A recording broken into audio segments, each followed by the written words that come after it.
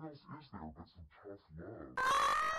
fucking ranch? To me, I think tough love is like telling your kid no when they want something because you know it's better for them even if you know they really want it. Or not letting them do something that may be bad for them even though you know that they want to do it. Or telling them about themselves. That's tough love. Malnourishing, humiliating, screaming at, sleep depriving. That's not fucking tough love. She says that the place. Yeah, that's pretty disappointing.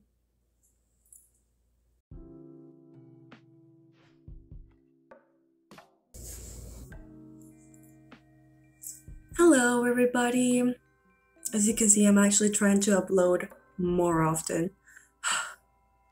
I'm very slow, so this is kind of like stressful, but anyways, do you like my makeup look? I wasn't scared of looking like a clown. I don't know if I don't know. Anyways, I had a lot of fun. It took me like an hour, I don't know, like 30, I don't know, it took me a while. But anyways, I'm having fun. So, as you can see, the topic has to do, or is mainly about Dr. Phill and Bhad Bhabie's, the ranch where he sends them. So, yeah, this is like a deeper thing. This is more than just the ranch, because the thing is like, well, I'm gonna go into deeper things about what I feel or what I think about Dr. Phill, the things that I found out that I have no idea that he was doing, and how the ranch is just one of the places where these things happens. Like, there's more than one. Before I continue with the video, please leave a like, a comment. You can follow me if you want more of this content. You can follow me trying to do better goth looks. The thing that I always wanted to look like this, but I was like, oh, you know, like when you're a teenager and you're just like so scared because you're like, what are people gonna think about this? And back in the day, it wasn't even cool, so I'm gonna attempt more of this because now it's cool. I can't believe it. I'm also gonna post art. I'm gonna talk about poetry, and I'm gonna talk about pop culture, the current like pop culture drama, YouTube drama, anything related to that all together, because somehow it can be correlated. But yeah, let's get started.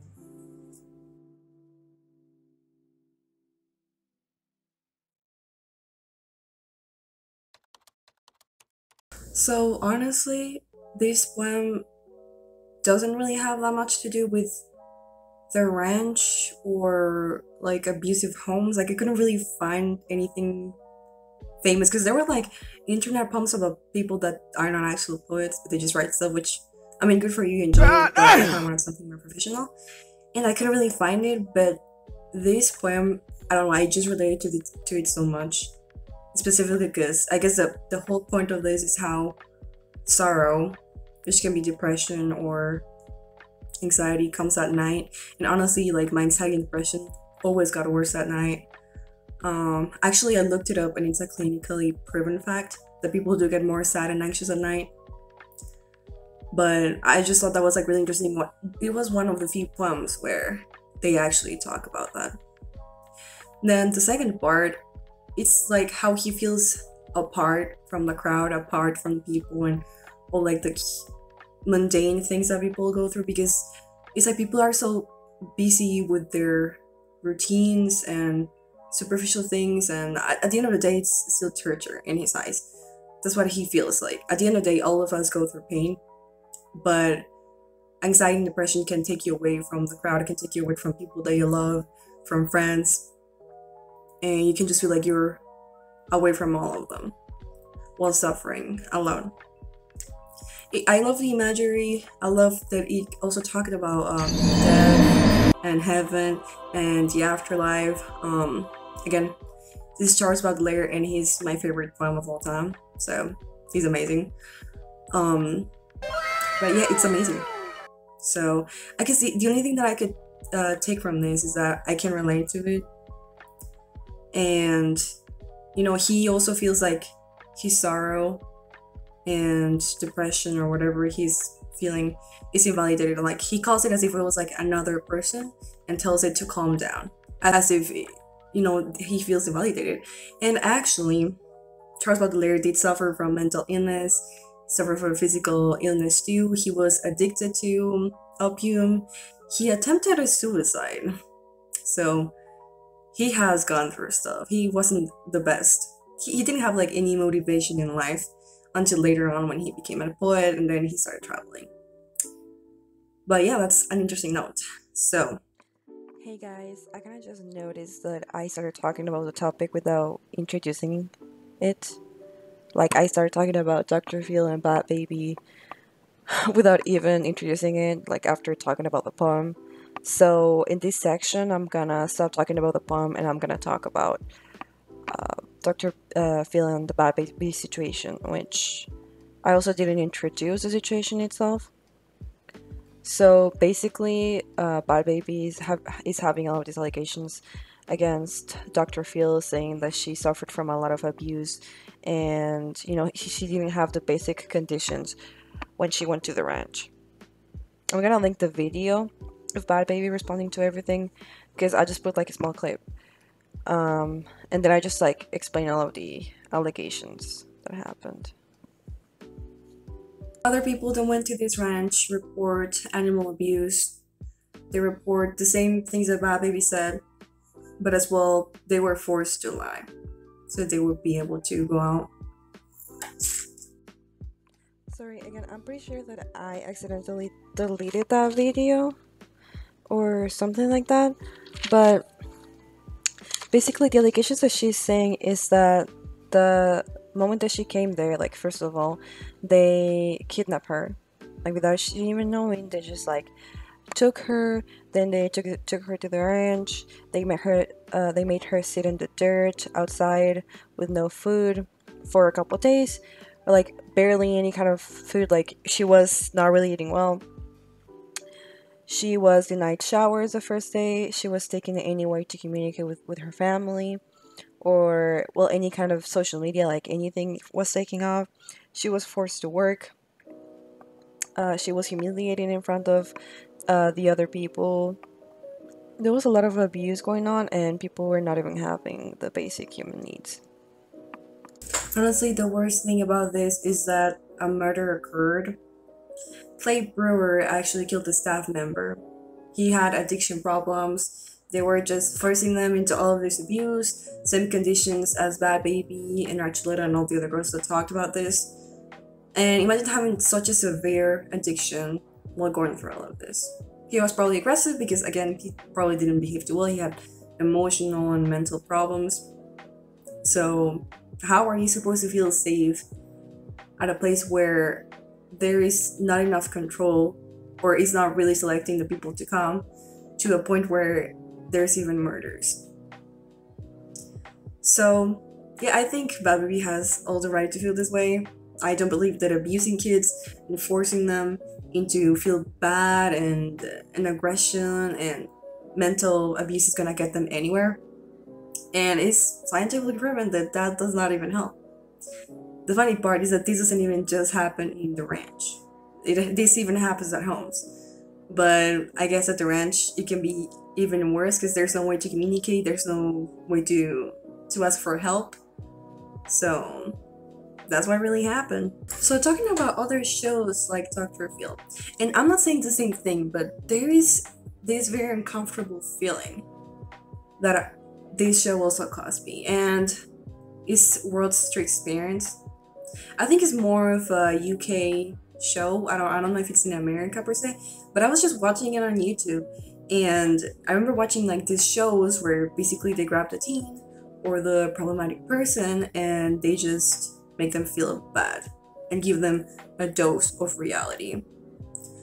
And I remember feeling like, because I was not the worst kid, but I wasn't the best kid, like I was lazy sometimes, and I would just feel so ashamed of myself. And basically what they do is ridiculous every single kid and make them feel bad.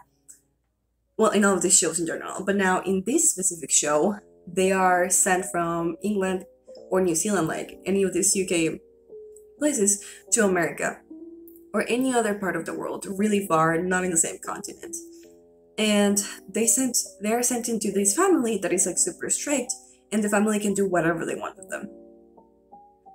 Now, I haven't seen any episode where they're being hit or anything like that, but basically this family can abuse them emotionally. They're forced to do whatever these parents want, which a lot of the time some of the parents are really good and they're very supportive, but some of them are like, they don't really try to understand the kid. They don't really get them any psychological help.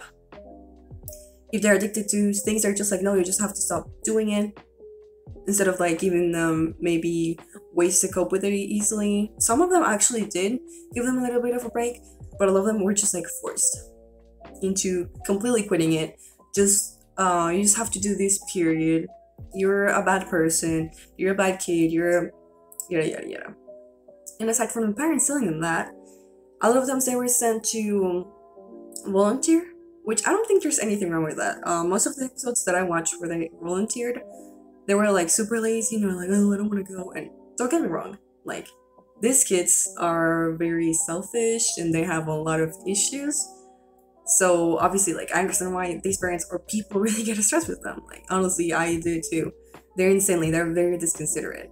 But I guess like forcing them without actually really talking to them and getting professional help I don't think it's gonna get anywhere. So in this case, volunteering, I think it's a great idea. A lot of times it did give more insight to the kids, since it wasn't like anything forced or any negative response, but it was something positive and it's something that you do. And it also gives you a positive response and gives you more insight in a lot of things that they have never really had the chance to go through or do. So props for that, because I think the making them do volunteering jobs that I know, like, that are with, like, let's say helping kids with studying, really help them. But the bad part is when they were forced into youth centers or these homes where they help troubled kids. And this is the thing where I really want to get. There's a specific episode where they go to this youth home. So I would say that the worst one is the Ohio family case. These kids from New Zealand are, yes, they're very disrespectful. They yell. I think one of them even stopped her mom. They go party. They don't really try to work.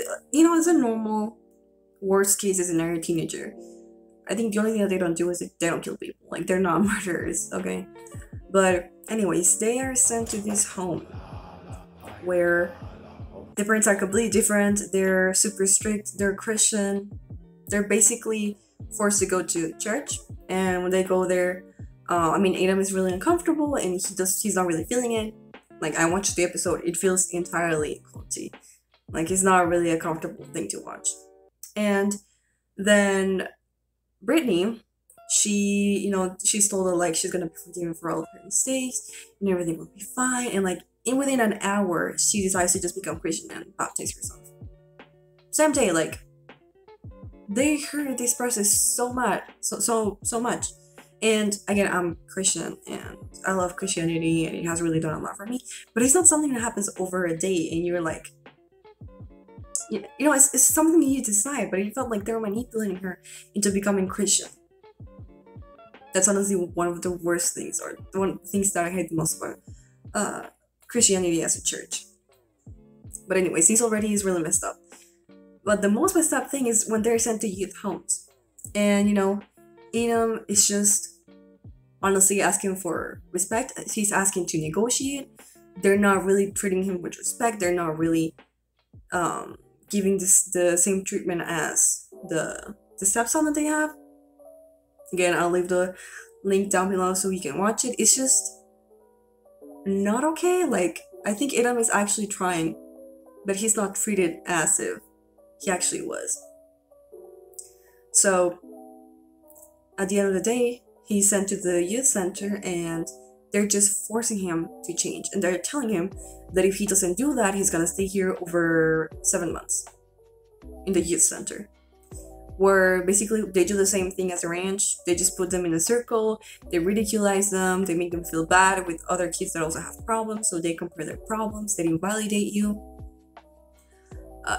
Just watch the episode, you're actually gonna see how messed up it is, and I feel like it's really similar to the ranch. The only difference is that they get to get home, so there's no like abuse with like food or basic stuff. But the abusive part is when they tell him that because they're his parents in Ohio, then they can force him to stay, and that he's gonna have to stay for 6 months, and he has to do whatever they want. End of story. So we're talking about you being a teen in another country, in another continent. You don't have your parents, and these two dudes, these two old people, are forcing you to stay at a youth center where you're not really listened, you're ridiculed, and you're mentally abused. And this was aired. This is something people watch, and all for entertainment. How is this entertaining? Like, this episode made me sick to the bone, and I actually want to make a whole video just about this episode, because it's insane, and people don't really talk about this. Now, it is a really old show. I think it's like from 2008, 2007, or... No, I think it's older. Well, anyways, it's like really old. So yeah, at the end of the day, like, since they're forced to change and they're forced into this house's culture, they just they feel ashamed of themselves. They just feel ashamed of themselves, and after being ridiculed on TV and showed as too dumb and selfish brats, they just go home and cry to their mother and tell them that she was like always right, and that's it. And you know, in TV, or like because the show ends there, it might seem like things actually work there, but mental abuse and all these abusive things have terrible consequences, which I'll get into later in the video. But you can already tell, because a lot of people said the Bhad Bhabie, once she got out, like the few, like the interview, or like the few like weeks she seemed to be better, but she later on presented worse behavior. The last video that I watched that really reminded me of this is from Illuminati, and she talks about the Elan school. Basically, is like the ranch. It was super expensive. People that work here had no credentials, just like Dr. Phill, he has no credentials. And aside being super expensive, they just said that they would help people with mental issues. So a lot of kids with like any kind of like mental issue, or they didn't behave well, were sent here. It would cost thousands of dollars. I think this was very similar, or if not slightly worse, because they were heavily physically abused. They were put to fight with each other. They were like ridiculized in front of everybody. There was this girl that beat herself, and then she was spanked. There was animal abuse. Like, they would see staff members or other kids that would work as like the staff members' helpers, literally killing animals to threaten them. So again, I'm gonna link the video, because basically this place also showed all of the characteristics from the ranch and from the youth center, but I think kind of like worsened.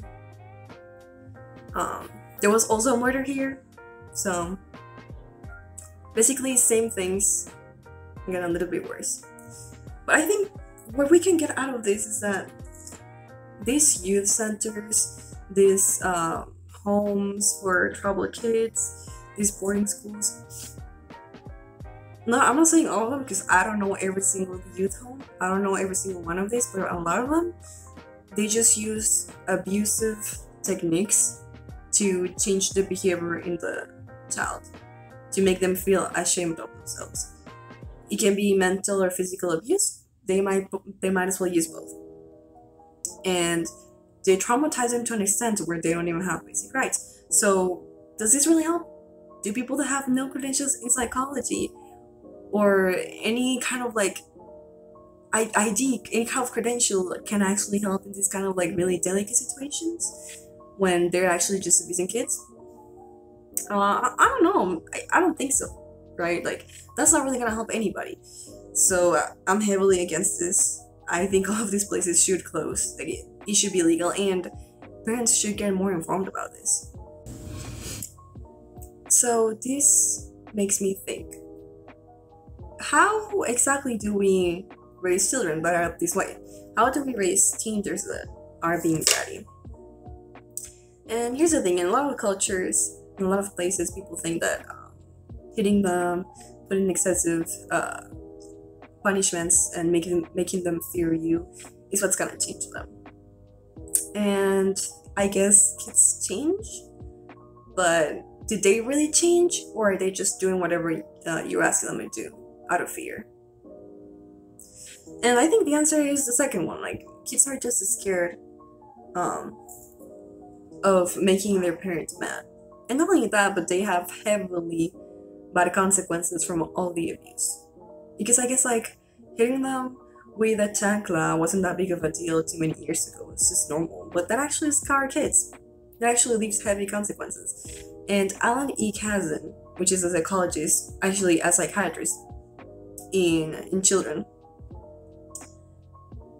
specialized in children, he talks about how we can actually raise our kids. And first of all, I think the criteria people don't take is that, I guess, like, not doing your laundry once is not enough to punish your kid.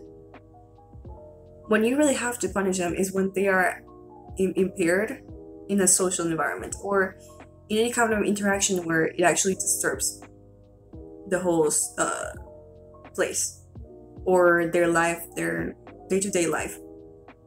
Meaning, if they hit a kid and, you know, is disrespecting his boundaries, he literally just hit a kid, is being aggressive, yes, in that case you need to seek help. It's essentially when they are actually affecting another person or being disrespectful or just breaking those boundaries is when you need to seek help, if it's extreme, right? So actually seek a actual psychologist or actual psychiatrist, not send him to a place where they're just going to be humiliated and abused. Just say, might help. But anyways, if it's something less heavy, what can we do? If it's just like, oh, my kid is like not doing their laundry, or I don't know, they're like 12 and they're not doing their laundry, or if they're like, I don't know, 5, they're not picking up their toys and putting them away. What you have to do is not yell, you don't have to scream, you don't have to throw things, you don't have to hit them. The other thing that you have to do is, it's pretty easy actually, you just have to model the behavior that you want them to do. You just, if they are still not listening, you can do like little timeouts, you can take them certain privilege away for, let's say, like a day. But again, you don't really want to heavily support yourself just on punishments. You just want them to model your behavior because they're literally tells they're gonna copy the behavior that's in their home. So if you're being aggressive towards them, they're gonna be aggressive. And not only that, but actually aggression and all of these like mental and physical abuse, whether it's even little, even if it's not too much, can affect their grades because of the stress, can affect their immune system, can affect their whole development. Aside their self-confidence, their socialization with other people, like a lot of kids are abused or not treated well at home, they're very introverted, they're bullied. It has so many consequences depending on the level, but even in small levels can affect the academic level for sure and the stress levels. Aside that, it will deteriorate the relationship between the parent and the child. The child is gonna fear you, they're not gonna feel safe with you anymore. Now, going back to good techniques that you can do with teenagers, not talking just about teenagers, actually in both of them, the most important thing that you can do is give them positive reinforcement, which is when they do a good thing, you give them a candy, you tell them like, oh my gosh, you're doing so good. Just give them some kind of like positive thing so they feel that they're doing a good job. So more than pointing out all the bad things that they do and punish them for all the bad things they do is pointing out the good things. Which honestly, you remember more the bad. I remember more the bad things than the good things that people say, or anybody my parents told me. So if your parent does it, you're gonna do it. If you talk to them calmly, they're gonna listen. And specifically with teenagers, like what you have to do is wait for them when they're calm, because you know how teenagers are. They're just sometimes in the mood, they're being disrespectful. It's just part of being a teenager. But when they're angry, you don't have to talk to them. It's not a good time to talk to them because they're just not gonna listen. So you wait for them when they're calm. I don't know, when they're eating, when they're next day at night, whenever it is that they're feeling good, and you just negotiate with them. You're like, hey, I need to stop doing this and this. What can we do about it? Because if you don't do it, you're gonna get punished. So again, punishments that are only for impairment behaviors or for things that really disrupt your day-to-day life. But you're not gonna punish your kid because you forgot to, I don't know, turn off the light of the bathroom and it was on all day. Like, that was on you because you forgot about it. You cannot take it on your child. So as long as you talk to them and you negotiate and, you know, you're into terms, like, teenagers they listen, they understand more. So that should be able to work. And if they don't listen and there's a bigger problem, there might be an actual underlying mental issue or any kind of trauma. So again, if it's worse than this and these techniques don't work, you should seek professional help. But yeah, anyways, that was the video. It was a little bit long. Honestly, I love this topic. I hope I covered it for the most part. I really wanted to talk about this, and I think it's not really talked about enough. So this is where poetry, pop culture, awareness, art comes together. I'm thinking I should show it at the beginning of the end because right now nobody's watching like the end of my video. So let me know if I should just put it at the beginning. But yeah, thank you for watching. Have a good one.